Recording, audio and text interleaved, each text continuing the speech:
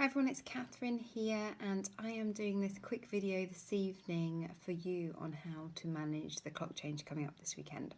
I'd like to apologise, I'm in my house tonight, I've got two poorly children, but I wanted to give you this advice and tips as soon as possible so that you can decide how to manage the clock change. So the clocks spring forward this Sunday, the 31st of March, which is also Mother's Day. Aren't we lucky, us mothers? So they go forward by an hour. And what this means for adults is that we lose an extra hour's sleep. Great. If your child, although there are some bonus points, if your child usually is an early riser, so wakes up, before 6 a.m, let's say they wake up at 5 a.m, they will now be waking up at the new 6 a.m. But that doesn't mean, say, you as an adult has got any more sleep. Now, also, if they go to bed, let's say as an example 7, they are now going to go to bed at the new 8 p.m.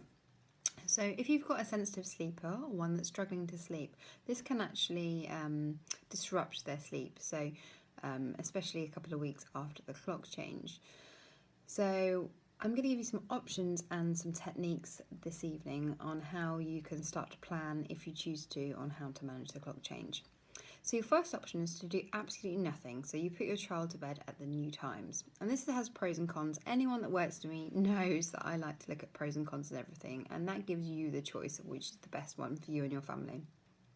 So the pros of doing nothing is you don't even have to think about anything until Saturday, Sunday. And you just put your child down at the usual time. The cons to this is, as I say, you may see a disruption for 1 to 2 weeks after the clock change, especially if you have a sensitive sleeper, because you're going to be changing their circadian rhythms and the times that they're used to falling asleep and waking up. So that's something to bear in mind. Now the second option is what you call a quick change, and that is where at the weekend you would slowly look at bringing their bedtime earlier to accommodate the change. So let's say, for example, they go to bed usually at 7 p.m. That would mean that on Friday you would put them down at the usual 7 p.m, but on Saturday you'd put them down at 6:30 p.m, and on Sunday it would be 6 p.m, because that would be the new 7 p.m. So that's the option there. The pros of that is most people don't have to worry about making changes during the working week. You can do that at the weekend. It's a meet in the middle approach as well, so it's not doing nothing, but it's doing something. But the cons is that it still might be a bit too much for a sensitive sleeper, going to bed that much earlier, half an hour earlier as well. The third approach is a really gradual approach, and this is when you can start from tomorrow evening, so Wednesday. You would naturally put your child to bed at 7, say tonight on Tuesday, but tomorrow you'd put them to bed at 6 p.m.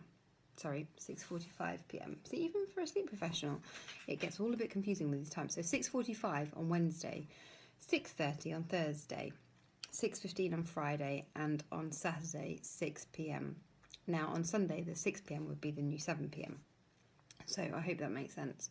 So the pros of doing this is it's brilliant for a sensitive sleeper. You can transition them slowly to the new change, and you're less likely, although not impossible, to see as many disturbances over the next few weeks after the clock change.